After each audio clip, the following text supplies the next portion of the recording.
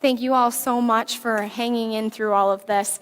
I remembered what I was going to say. Yay! Okay.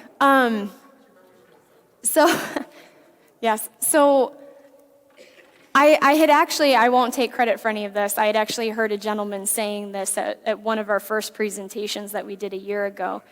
God is not surprised by what's going on, and he will use it. So if you have a child in your life who is struggling and who is going through this, okay, it's not meaninglessness that they're going through, okay? God will use all of that, and so we have to be able to take a step back sometimes and give God space. That's actually what I was just talking to some people about.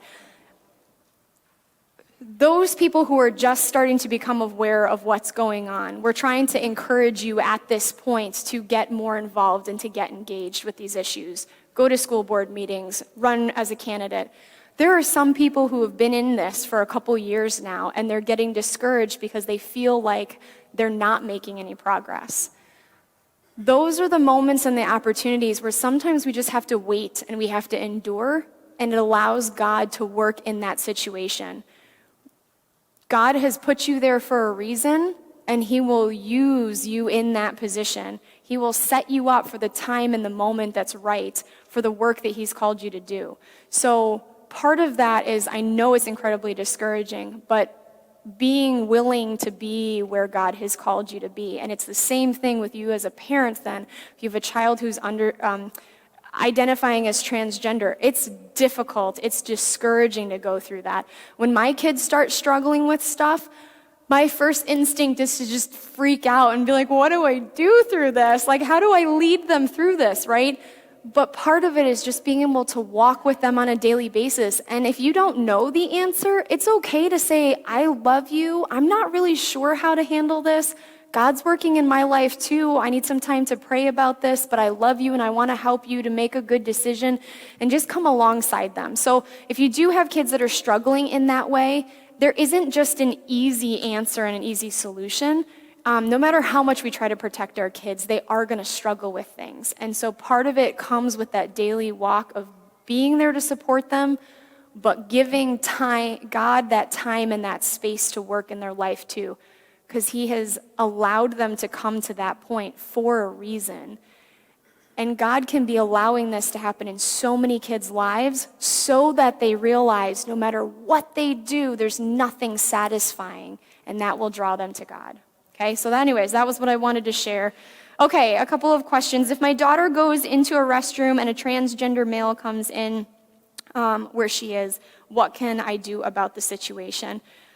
So part of this is training your child to know what to do in the immediate situation. I would have that child immediately go to the school and say, I do not feel safe. This is not a protective environment for me. Is there another restroom that I can go to that's a single stalled restroom where, I can go in, the door's locked, nobody can enter with me?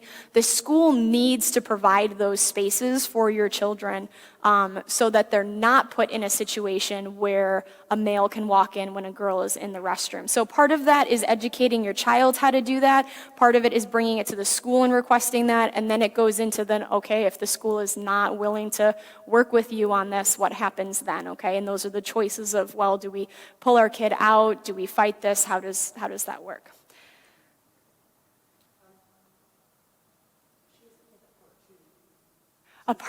Sure. No, that's okay. Go. Did you want to ask? Go ahead.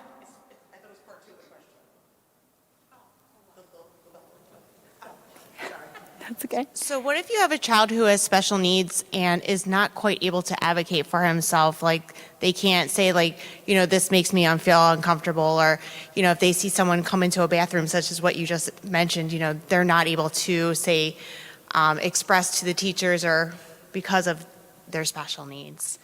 Yeah, that becomes very difficult, and this is where that balance of the parent then being that much involved is more important now, because you are the only voice then that's going to stand up for your child in that classroom or in the school, instead of just training your child to do this as well. That is one of those things that I personally don't feel like I can speak to as much about that, just because I don't personally have experience with that, but I have heard from others. For example, I went to a library program with Moms for Liberty out in Erie County, and the district, actually the national director, she has a child, I believe he's autism, and she talked about how a child with autism perceives the information that's being taught to them, and how they take things so literally that they can't really determine between, oh, okay, is this more of like an abstract thought and an idea? Is this really what's socially acceptable? They can't navigate that. So I would say, at least for now, maybe somebody else can speak to this, other than pointing you to somebody else who's gone through that and has better resources, it's advocating for your children and being that voice in that classroom. And I'm assuming that the school has policies for how they handle, I feel like it makes them more vulnerable. Right.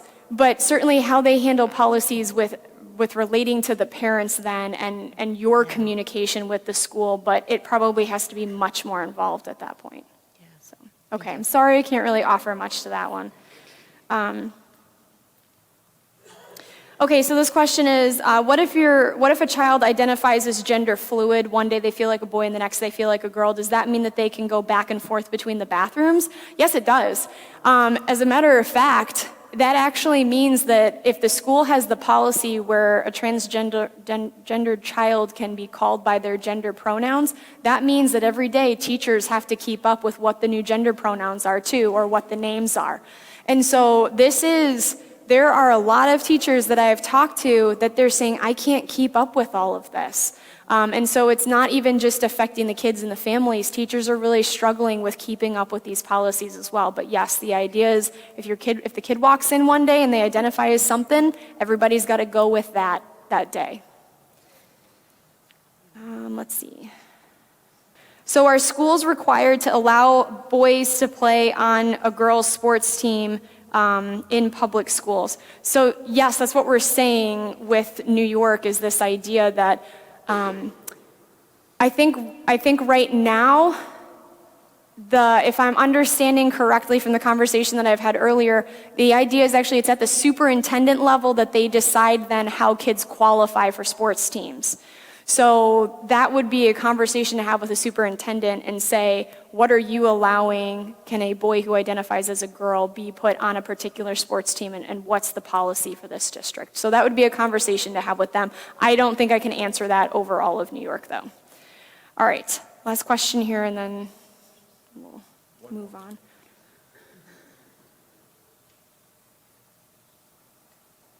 Okay, so this is what if you can't speak, if the superintendent doesn't let you speak even though you have followed school protocol? This is one of those things where once it starts getting to a violation of parent or child rights, you can take it to court. These would be questions that we're not here to offer legal advice. I would take a question like that to an organization like Alliance Defending Freedom and ask them what they recommend. Okay, we've got another question. I know we need to move on because there's other people that need to speak too. So. I don't have any children in school. I have grandchildren, and I wish my daughter had been here today to hear all this. I've been really just overwhelmed by everything that I've been taking in today in a good way. But I mean, I have 1,000 questions I could ask you right now, but I'm just going to stick to what I really wanted to know. What if, because my youngest grandchild, the school he's in, public school, what if he's been affected by, and I'm really stuck on this whole puberty drugs that you're talking about, what if something like that happened to him and he just can't articulate?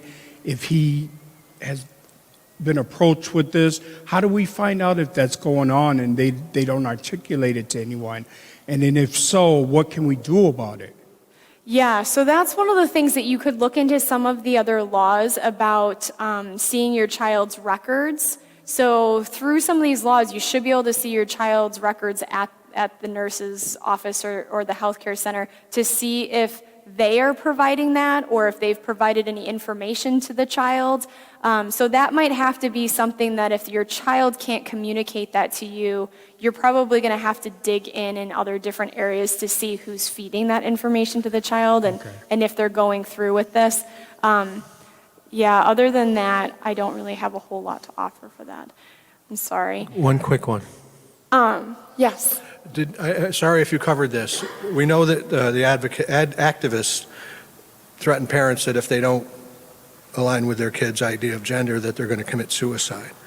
Do we have data on how many of those kids commit suicide versus how many kids commit suicide after they start hormones and surgeries? Right. I don't have that data on me specifically. I would recommend, I think they're all gone, but there was a parent resource guide on our table over there that broke down a lot of studies and what they're showing. So what's actually interesting is there's a lot of European nations that are ahead of us in all of this. Yeah. They were the ones that were very much affirming transgender support and transition, and yet they're realizing, ooh, okay, wait, this isn't good. We need to back off and hold off when it's relating to children.